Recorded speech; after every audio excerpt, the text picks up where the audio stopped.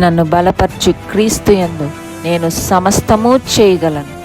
దేవుడు మన పక్షమునుండగా మనకి విరోధి ఎవడు? ఆమేన్, ఆమేన్. నుండి చదువుకుందాం. మొదటి నుండి ఒక 5 వచనాలు చదువుకుందాం. ప్రకటన గ్రంథం 3వ అధ్యాయం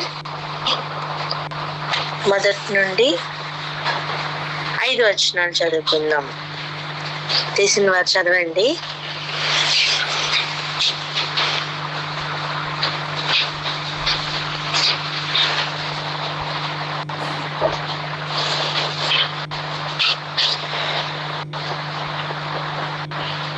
వినిపించట్లేదు నాన్న, కొంచెం గట్టి చదవంటారా? సార్దీస్ లో ఉన్న సంఘపు దూతకు ఇలాగు రాయు, 7 నక్షత్రములను దేవుడు 7 ఆత్మలను గలవాడు చెప్పు సంగతులేమనగా, నీ క్రియలను నేను ఎరుగుదును. ఏమనగా, చున్నావన్న పేరు మాత్రం ఉన్నది గాని నీవు మృతుడవే. నీ క్రియలు నా దేవుని ఎదుట సంపూర్ణమైనవిగా నాకు కనబడలేదు గనుక జాగరూకుడవై చావనయ్యున్న మిగిలిన వాటిని బలపరచు. నీవెలాగ ఉపదేశం పొందితివో, ఎలాగ వింటివో జ్ఞాపకము చేసుకొని దానిని గైకొనుచు మారు మనసు పొందు. నీవు జాగరూకుడవై ఉండని ఎడల నేను దొంగవలే వచ్చేదను. ఏ గడియను నీ మీదకి వచ్చేదనో నీకు తెలియనే తెలియదు.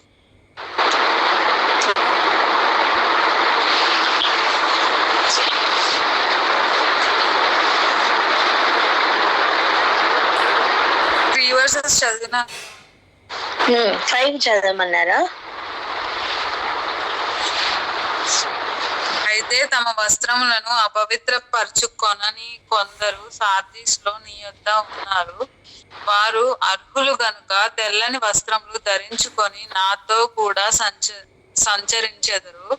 జయించువాడు అలాగున తెల్లని వస్త్రములు ధరించుకొని జీవ గ్రంథములో నుండి అతని పేరెంత మాత్రము తుడుపు పెట్టక నా తండ్రి ఎదుటను ఆయన దూతల ఎదుటను అతని పేరు.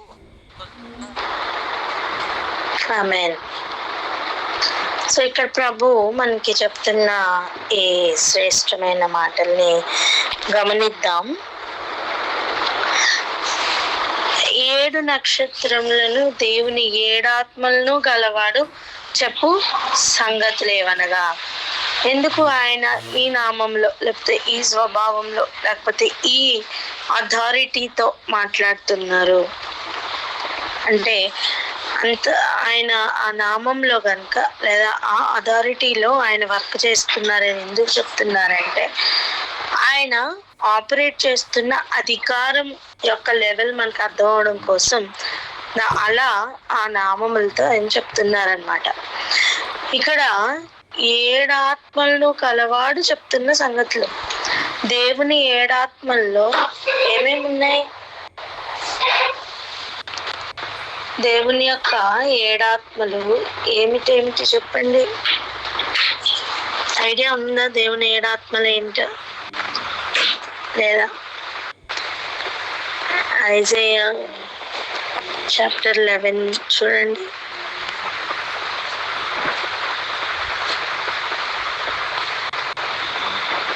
యెషయా గ్రంథం 11వ అధ్యాయం చూడండి. యెషయా మొద్దు నుండి చిగురు పుట్టును, వాని వేరుల నుండి అంకురం ఎదిగి ఫలించును. యెహోవా ఆత్మ జ్ఞాన వివేకములకు ఆధారమగు ఆత్మ, ఆలోచన బలములకు ఆధారమగు ఆత్మ, తెలివిని యెహోవా ఎడల భయభక్తులను పుట్టించు ఆత్మ అతని మీద నిలుచును. యెహోవా భయం అతనికి ఇంపైన సువాసనగా ఉండును. కంటి చూపును బట్టి అతడు తీర్పు తీర్చుడు, తాను వినదాన్ని బట్టి విమర్శ చేయడు. ఇవి ఆయనకి ఉన్న 7 ఆత్మలు.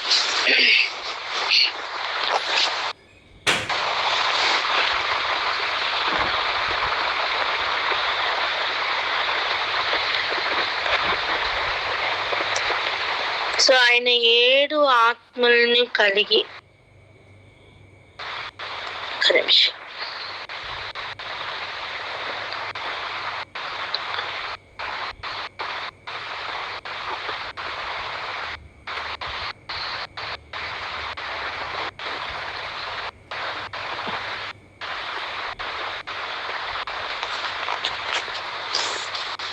మీరు ఎన్కేజేవిలో కానీ కేజేవిలో కానీ చూడండి, దాంట్లో క్లియర్గా ఉంటాయి.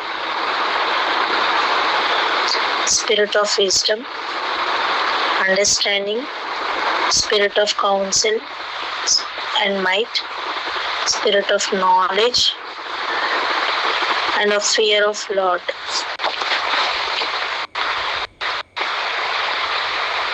ఓకే, ఇవన్నీ ఆయన కలిగి ఉన్న ఆత్మలు. సో ఆయన మెయిన్ చెప్తున్న విషయం ఏంటంట,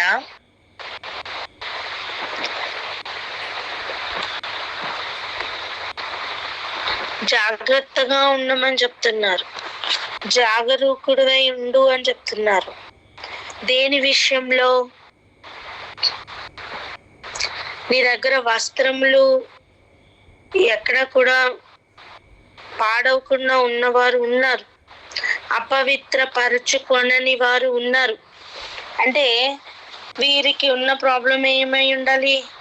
వస్త్రములు అపవిత్ర పరచుకున్నవారు. చూడండి, అవి ఎలా మనకు అర్థమవుతుందంటే, నీ క్రియలను నేను ఎరుగుదును, ఏమనగా జీవించుచున్నావన్న పేరు మాత్రం ఉన్నదే గాని నీవు మృతుడవే. ఈ జీవించుచున్నావు అన్న పేరు మాత్రం ఉంది, నువ్వు మృతుడుగానే బ్రతుకుతున్నావు అని ప్రభు దేనిని బట్టి చెప్పారంటే క్రియలను బట్టి చెప్పారు. చెప్పండి, వేటిని బట్టి చెప్పారు? క్రియలను బట్టి చెప్పారు. చేస్తున్న క్రియలను బట్టి. అర్థమైందా? చేస్తున్న క్రియలను బట్టి యేసయ్య చెప్తున్నారు, నువ్వు మృతుడవే. అంటే జీవిస్తున్నానన్న పేరు ఉంది అంతే, వస్త్రముల్లాగా ఉన్నాయి అంతే, కానీ అవి అంటే అవి ఎన్నదగినవి అయితే కాదు. దేవుని దృష్టిలో అవి, ఆ క్రియలు మృతతుల్యమైన క్రియలు. లోకంలో అందరి దృష్టిలో వావ్ ఎంత బాగుందో అన్న ఫీల్. దేవుని దగ్గరికి వచ్చేసరికి కనీసం క్వాలిఫై కూడా అవ్వదు. అలా ఉంటున్నాయట క్రియలు. క్రియలు ఈజ్ ఈక్వల్ టు వస్త్రములు. క్రియలు ఈజ్ ఈక్వల్ టు ఏంటి? వస్త్రములు. పరిశుద్ధుల నీతి క్రియలు ఈజ్ ఈక్వల్ టు సంఘమునకు లేదా ఆయన వధువుకు అలంకరణ. వస్త్రాలు, వస్త్ర అలంకరణ. అర్థమైందా? సో వస్త్రాలు నీ క్రియలే నీ వస్త్రాలను నిర్ధారణ చేస్తాయి. సో ఇక్కడ ప్రభు మెన్షన్ చేస్తుంది అదే, నీ క్రియలు నాకు తెలుసు, నువ్వు ఏది తప్పించుకున్నా ఎదుటి నుండి చేయలేవు. మేబీ లోకంలో చూడండి, కొన్నిసార్లు స్కూల్లో ఒక బెంచ్ ఉందనుకోండి, ఆ బెంచ్కి ముందు కూర్చుని టీచర్ కనిపించే జీవితం ఒకటి, వాళ్ళ కింద జీవితం వేరు. అర్థమైందా? ఇప్పుడు మ్యాథ్స్ క్లాస్ అవుతుంది అనుకోండి, నీకు ఇష్టం లేదు మ్యాథ్స్ క్లాస్, బల్ల కింద ఇంకోటి ఉంటుంది, ఇంకో పుస్తకమో లేకపోతే ఇంకోటి ఏదో చెడుగు చేస్తూ ఉంటాం. టీచర్కి మాత్రం పైన పుస్తకంలో ఏం కనిపిస్తుంది? క్లాస్ వర్క్ కనిపిస్తూ ఉంటుంది. కానీ మన ఒరిజినల్ వర్క్ ఏంటి? దాంతో సంబంధం లేని ఇంకొక వర్క్. ఇలాంటి పిచ్చి పనులన్నీ చేసే అలవాటు ఉంటుందా లేదా పిల్లలకి? పిల్లలన్నా కనీసం భయపడతారు నాన్న, పెద్దవాళ్ళకి ఏం భయం ఉంటుంది? ఏం భయం ఉండదు. మేబీ మనుషులు చూస్తారనే భయం ఉంటుందేమో. అప్పుడు ఎలా తయారవుతాం? మనుషులు ఉన్నారని ఒకలాగా, మనుషులు లేరని ఒకలాగా, అంతే కదా? మనుషులు ఉన్నారని ఒక బిహేవియర్, మనుషులు లేరని ఒక బిహేవియర్.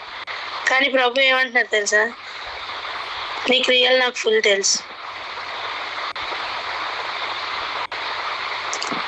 ఎందుకు? మనం దేవుణ్ణి ఎక్నాలెడ్జ్ చెయ్యము. మనుషుల్ని ఎక్నాలెడ్జ్ చేసినంత దేవుణ్ణి ఎక్నాలెడ్జ్ చేయము. ఆయనేమో మన ఊహల తలంపులు కూడా లక్ష్య పెట్టినవాడు. ఆయన నుంచి తప్పించుకునేది ఏముంది? ఏమీ లేదు. ఎక్కడ ఆయన నుంచి తప్పించుకోగలం? ఇప్పుడు ఇంటికి వచ్చిన గెస్ట్ అయితే వాళ్ళు ఎప్పుడు వెళ్ళిపోతారో, వాళ్ళు ఎప్పుడు వస్తారో మనకు ఒక ఐడియా ఉంటుంది. కాబట్టి మన ఓన్ లైఫ్ మనకు ఉండొచ్చు, కాన్షియస్గా ఉండడం సాధ్యమవుతుంది. ఇక్కడ నీకు ప్రభు నీకు వచ్చే కళలు కూడా ఏంటో ఆయనకి తెలుసు. ఆయన నుంచి ఎక్కడ తప్పించుకుంటావు? మనం ఆయన ఎక్నాలెడ్జ్ చేయట్లా. ఆయన ఉన్నవాడు, ఆయన ప్రతి సమయం ఉన్నవాడు ఆయన. సో మనం ఏం చేస్తున్నాం ఆయనకి తెలుసు, ఏం ఆలోచిస్తున్నాం ఆయనకి తెలుసు, ఏం ఆలోచిస్తూ దాచుకుంటున్నామో తెలుసు, ఎందుకు ఇలా చేస్తున్నామో కూడా తెలుసు. ఇప్పుడు మనుషులు మన కపటాన్ని గుర్తుపట్టలేరేమో, కానీ దేవుడు మాత్రం గుర్తుపడతారు. ఎందుకు? నీ హృదయంలోకి తలంపు రాకముందే ఆయనకి తెలుసట. ఇలా అవ్వబోతుంది, ఇలా వీడు ఆలోచించబోతున్నారు అని ఆయనకి తెలుసు. ఇప్పుడు అందుకే ఆయన అంటున్నాను, నీ క్రియలు నాకు తెలుసు, ఏం దాచుకుంటావు? పోనీ ఏం నిరూపించుకుంటావు? చూడండి, మనుషులు ఒక్కోసారి నేను ఇలా అనుకున్నాను, అలా అనుకున్నాను అంటే ఎక్స్ప్లెనేషన్ ఇవ్వడం సాధ్యం కాదు. నేను యాక్చువల్లీ ఇలా చేశాను, నేను అలా చేయలేదు అని చెప్పుకుంటాం. అలా వింటారు. దేవుడి దగ్గర ఏం చెప్పుకుంటా? బికాజ్ ఆయనకి తెలుసు. ఇప్పుడు తెలిసిన ఆయనకి ఏం చెప్పుకుంటావు? మనుషులు మోసం చేయొచ్చు నానా, దేవుడిని ఎలా మోసం చేస్తావు? ప్రభు ముందుగానే చెప్పేస్తున్నారు, ముందర కాళ్ళకి బంధాన్ని ముందే వేస్తున్నారు. ఎలా? నాకు తెలుసు అంటున్నారు. ఆయనకి తెలిసిన దానికి నువ్వు ఆయనకి ఏం తెలియదని చెప్తావు? ఇక ఆయన తెలిసిన దాంట్లో నుంచే ఇస్తున్న స్టేట్మెంట్ ఇది. కాచి వడబోసి అని ఇస్తున్న స్టేట్మెంట్ ఇది. జీవించుచున్నానన్న పేరు మాత్రం ఉంది కానీ మృతుడవు. ఎలాంటిదో చెప్పనా? అమ్మో సీఎం అండి అని పేరు మాత్రం ఉంది, పదవిలో లేడట. ఎలా ఉంటది? పదవిలో లేని సీఎంకి ఏదైనా నడుస్తుందా? చెప్పండి. అది సంతకం నడుస్తుందా? అది అధికారం నడుస్తుందా? ఏం లేదు. అలా జీవించున్నావు మాత్రమే, సచ్చిన వారితో సమానంగా బ్రతుకుతున్నావు అని అంటున్నారు. ఆయన క్రియల్ని బట్టి ఆయన చెప్తున్నారు. ఇంకేం చెప్తున్నారు? నీ క్రియలు నా దేవుని ఎదుట సంపూర్ణమైనవిగా నాకు కనబడలేదు. సో వాటి పూర్తి ఎఫెక్ట్ ఎక్కడ దొరికిందంటే, దేని మీద పడిందంటే వస్త్రముల మీద పడ్డది నాన్న. నీకు ఒక ఎగ్జాంపుల్ చెప్తా. ఏంటంటే పెళ్లి కుమార్తె రెడీ అవుతుంది, స్నానం అయింది, అన్ని అయినాయి, లంగా జాకెట్ వేసుకొని చీర కట్టలా, నువ్వు స్టేజ్ మీదకి తేగలవా? అర్థమయ్యే భాషలో చెప్తున్నా. పూల జడ ఉందండి, అలంకరణ ఉందండి, లిప్స్టిక్ బాగుంది, ఇంకేం పెడతారు? గోరింటాకు పెడతారు పెళ్లి కూతురికి. మామూలుగా ఇన్ జనరల్ చెప్తున్నా, మన సాంప్రదాయాల ప్రకారం, తెలుగు సాంప్రదాయాల ప్రకారం గోరింటాకులు పెట్టారు, అన్ని పెట్టారు, అన్ని ఉన్నాయి. చీర ఒకటి ఇంకా గట్లా. సంపూర్ణంగా రెడీ అయినట్టేనా? అవునా కదా? అలాగనే దేవుడు మన క్రియలను బట్టి సంపూర్ణంగా రెడీ అవ్వలేదు అంటున్నారు. సార్దీస్ లో ఉన్న దూతకు రాస్తున్నారు నాన్న, ఎక్కడ మిస్టేక్ ఎక్కడ సరి చేసుకోవాలో చెప్తున్నారు. ఇప్పుడు బయటికి వెళ్ళాలని రెడీ అయ్యావు, బయటికి రాగానే అక్కకో చెల్లికో చూపించి ఓకేనా అంటావు. అప్పుడు వాళ్ళు అయ్యో ఏంటి అన్ని రెడీ అయ్యో జుట్టేసుకోలేదు అంటే ఇది ఇంతే అంటే వెళ్ళిపోతావా? లోపలికి వెళ్ళి రెడీ చేసుకుంటావా? మళ్ళీ మరి వినే బుద్ధి లేనప్పుడు ఎందుకు వచ్చి అడిగా ఓకేనా అని? అవునే కదా? ఏం కాదు అన్న యాటిట్యూడ్ ఉన్నప్పుడు ఎందుకు అడిగావు మరి? అలాగనే వాక్యం అనే అర్థం దగ్గరికి వచ్చినప్పుడు ఆయన మనం ఎక్కడ రెడీగా లేమో చెప్తున్నారు. దాన్ని యాక్సెప్ట్ చేయాలా లేదా మనం? అది మానేసి ఏం కాదులే అంటే మరి ఎందుకు ఇంకా వాక్యం చదవడం? వేస్ట్. సరి చేసుకునే మనసు లేనప్పుడు వాక్యం చదవడం వ్యర్థం. సరి చేసుకునే హృదయంతో కదలాలి. ఆయన చెప్తున్నారు నీ క్రియలు నాకు సంపూర్ణమైనవిగా లేవు. ఆయన చెప్తున్న మాట నా దేవుని ఎదుట సంపూర్ణమైనవిగా నాకు కనబడట్లా. అంటే దేవునికి కావలసిన క్రియలు నువ్వు చేయట్లేదు. ఇంట్లో భర్త ఎదురుగుండా ఒక బిహేవియర్, అత్తగారు ఎదురుగుండా ఒక బిహేవియర్ చూపిస్తున్నాం అనుకోండి, అత్తగారు కంపల్సరీ భర్త కంప్లైంట్ చేస్తుందా చేయదా? నువ్వు ఉన్నప్పుడు నా ప్లేట్ తీస్తుందిరా, నువ్వు లేనప్పుడు నన్నే తీసుకోమంటుందిరా అని చెప్పింది అనుకో. భర్త ఏమంటాడు? నేను లేనప్పుడు కూడా నువ్వు ఎలా ఉన్నావో అది ఇంపార్టెంట్ అంటారా లేదా? అలా యేసు ప్రభు వారు ఏం ఆశపడుతున్నారంటే ఆయన తండ్రి అయిన దేవుని ఎదుట మనల్ని పరిశుద్ధులుగా యోగ్యులుగా చూపించాలని. ఆయన ఎందుకు నేర్పిస్తున్నారు వాక్యం అంటే మన ప్రవర్తన మార్చుకోమని. మనం ఆయన్ని ప్రేమించకుండా ఆయన చెప్పింది చేయలేం నాన్న. ఆయన మనం ప్రేమిస్తున్నాం అన్నదానికి నిదర్శనం ఆయన ఆజ్ఞ మనం పాటిస్తాం. ఇవేవీ లేకుండా మనం బ్రతికేస్తున్నామంటే మన బ్రతుకు వ్యర్థమే. ప్రభు చెప్తున్న ఇదే మాట, నీ క్రియలు నా దేవుని ఎదుట సంపూర్ణంగా లేవు అంటారు. మరి ఇప్పుడు ఫస్ట్ మనం మార్చుకోవాల్సింది వేటిని? క్రియలను. చెప్పండి, క్రియలను. సార్దీస్ లో ఉన్న సంఘపు దూతకి రాస్తున్నారంటే ఇది ఎవరికి రాస్తున్నారు? మెయిన్ ఆ సంఘాన్ని నడిపిస్తున్న వారికి. డైరెక్ట్ గా కాపరికి రాస్తున్నట్టే. అందుకే చెప్తున్నారు చావనై ఉన్న మిగిలిన వాటిని బలపరచు. నువ్వు ఆల్రెడీ పోయావు, సచ్చి ఉన్నావు, నువ్వు బతికున్నావని పేరు ఒకటే ఉంది, నువ్వు ఆల్రెడీ సచ్చావు. నిన్ను వెంబడిస్తున్న మిగిలిన వాళ్ళు కూడా చావనై ఉన్నారు. అర్జెంటుగా వెళ్ళి వాళ్ళని బలపరచు. ఆ మాటలు అలాగనే రాస్తున్నారు చూడండి. నీవెలాగూ ఉపదేశం పొందితివో, ఎలాగూ వింటివో జ్ఞాపకం చేసుకొని దాన్ని గైకొనుచు మారు మనసు పొందుము. అంటే ఇది ఉపదేశం పొంది పడిపోయిన సార్దీస్ అంటున్నారా?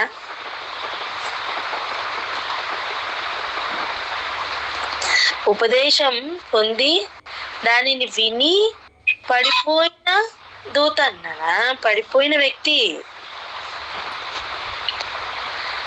వాళ్ళకి చెప్తున్నారు డైరెక్ట్ గా, నువ్వు ఎలా విన్నావో ఇంతకుముందు జ్ఞాపకం చేసుకుని మళ్ళీ మారు మనసు పొందమని ఒక ఛాన్స్ ఇస్తున్నారు. ఈ ఛాన్స్ ఇస్తూ నువ్వు ఒకవేళ గనక జాగ్రత్త పడకపోతే, అలర్ట్ అవ్వకపోతే దొంగ వలె వస్తా అంటున్నారు. ఎందుకు దొంగ వలె వస్తానంటున్నారు? దొంగ ఎవరు చెప్పి రారు. ఓకే, ఇప్పుడు ఎగ్జామ్స్ చెప్పే వస్తాయి, అవునా కదా? డేట్ మనకి చెప్పే ఇస్తారు, మనం దానికి ప్రిపేర్ అవుతాం. ఆ టైంకి ప్రిపేర్ అయ్యి వెళ్ళి రాసి మరీ వస్తాం. అంటే ఆ టైము డేటు మనకు తెలుసు. ఓకే, ఈవెన్ క్లాస్ రూమ్లో కూర్చున్నప్పుడు షెడ్యూల్డ్ టైం కూడా మనకు తెలుసు. ఏ టైంలో టీచర్ వస్తారు, ఏ టైంలో ఎవరు వస్తారని. కానీ దేవుడు అలా కాదట. నీ క్రియలు బాగు చేసుకో, నేను సడన్గా వస్తా. సడన్గా రాగానే మన డైలాగ్ ఎలా ఉంటుంది చెప్పనా? ఇప్పుడు చదువుకోమని చెప్పి పిల్లలకి చెప్పేసి పక్కకి వెళ్తాం, మన పనిలో మనం ఉంటాం. సడన్గా వాళ్ళ దగ్గరికి వెళ్ళేసరికి అప్పుడే వాళ్ళు లేచి ఏదో చేస్తూ ఉంటారు. పిల్లలు ఏమంటారు వెంటనే, ఇప్పుడు దాకా చదువుకున్నానమ్మా, ఇప్పుడే లేచానమ్మా, ఇప్పుడేనమ్మా. కామన్ డైలాగ్ ఇది, అవునా కదా? ఏంటి నేను చదువుకోమంటే తింటున్నావు అంటే, ఇప్పుడే తింటున్నానమ్మా. ప్రభు ఏమంటున్నారు తెలుసా? నేను వచ్చిన టైంకి నువ్వు చదువుతూ కనపడాలి, నేను వచ్చిన టైం నువ్వు పరిశుద్ధంగా కనపడాలి, నేను వచ్చిన టైం నువ్వు పవిత్రంగా ఉండాలి, నేను వచ్చిన టైం కోసం నువ్వు రెడీగా ఉండాలి. దొంగ వల్ల ఎందుకు వస్తానంటున్నారు? దొంగ ఎప్పుడు కూడా అందరూ అలర్ట్ గా ఉన్న టైంలో రాడు. అందరూ నిద్రపోతున్న టైంలోనో లేదా అందరూ వేరే పనిలో బిజీగా ఉన్నప్పుడు దొంగ వస్తాడు. ప్రభు కూడా అలాగనే నువ్వు అలర్ట్ గా ఉన్నప్పుడు నేను రాను, నువ్వు ఏమార్చి నువ్వు లైట్ తీసుకునే టైంలో నేను వస్తా. అర్థమైందా? ఎప్పుడు వస్తారు? పర్లేదులే, ఇంకా ఓకే నేను అన్ని చేస్తే ఇంకా లైట్ అనుకుని అలా లైట్ గా తీసుకుని అలా లైట్ న్యాప్ లోకి అలా వెళ్తున్న టైంకి ఆయన వస్తారు. ఏం చెప్పానురా, ఏం చేస్తున్నావు అంటే, ఈ పట్టబడిన తర్వాత దొరకబడిన తర్వాత ఏం చేస్తావు? ఆయన ఇస్తున్న వార్నింగ్ చూడండి. అయితే ఆయన ఏమంటారు, ఏ గడియను నీ మీదకి వచ్చేదనో నీకు తెలియనే తెలీదు. దొంగలాగా మాత్రం వస్తా. ఆయన ఏ టైంలో వస్తారట? దొంగలాగా వస్తారట. ఏ గడిలో వస్తారని నీకు తెలియదు అంటున్నారు. అలా సడన్ గా వచ్చి టెస్ట్ చేస్తారు. వేటిని? క్రియలను. చెప్పండి, వేటిని? క్రియలను. మనుషులు ఉన్నంత వరకు నువ్వు అలర్ట్ గా ఉండి చేస్తావు క్రియలు జాగ్రత్తగానే, ఓకే. 24 గంటలకి ఎక్కడ జాగ్రత్త పడతావు? సో బెటర్ క్యారెక్టర్ మార్చుకోవడం,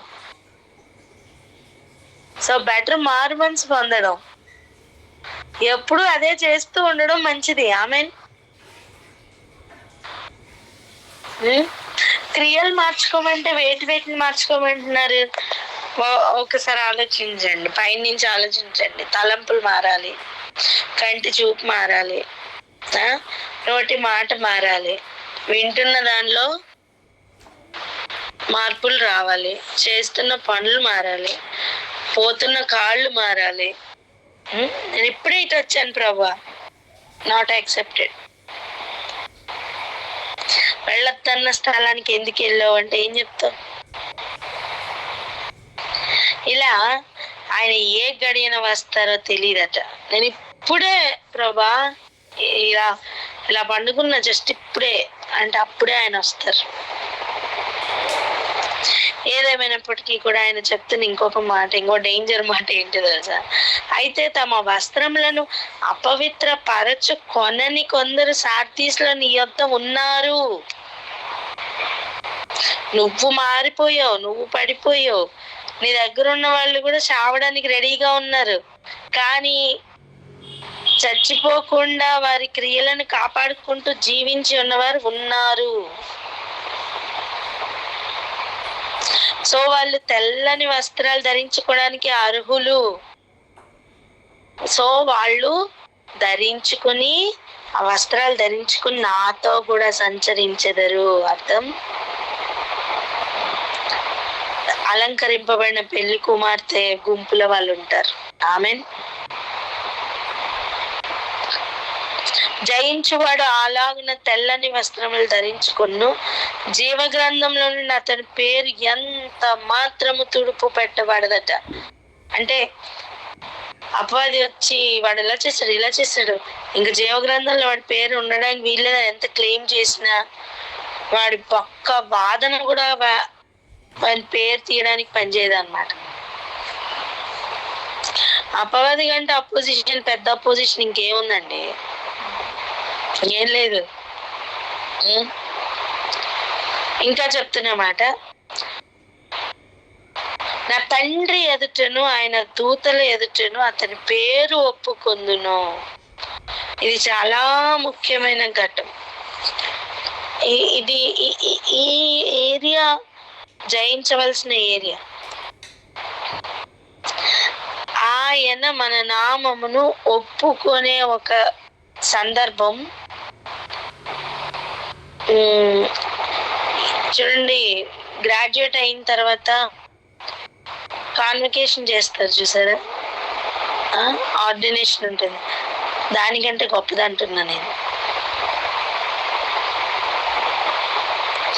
అది భూమి మీద మిగిలిన జీవితం కోసం అవుతుంది, కానీ ఇది పరలోకంలో ఆయన పేరు ఒప్పుకోవడం అనేది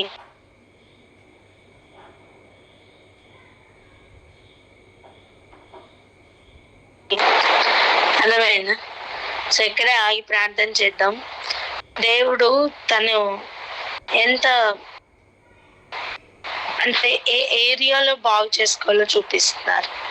క్రియలు బాగాలేవని చెప్తున్నారు. ఆయన దృష్టిలో యోగ్యమైన క్రియలు కాదట. అవి మార్చుకుందాం, బాగుపడదాం, దేవుడు ఆశిస్తున్న క్రియలు చేద్దాం. ఆయన మన పేరు తండ్రి ఎదుట ఒప్పుకునే విధంగా మనం మారుదాం. అన్ని విషయాల్లో జాగ్రత్త పడదాం. ప్రార్థన చేసుకుందాం. ప్రార్థన చేసుకుని క్లోజ్ చేసుకుందాం. షరణ్ ప్రేయర్ చేయనా? లేజీ ప్రేయర్ చేయరా? క్లోజ్ చేసుకుందాం.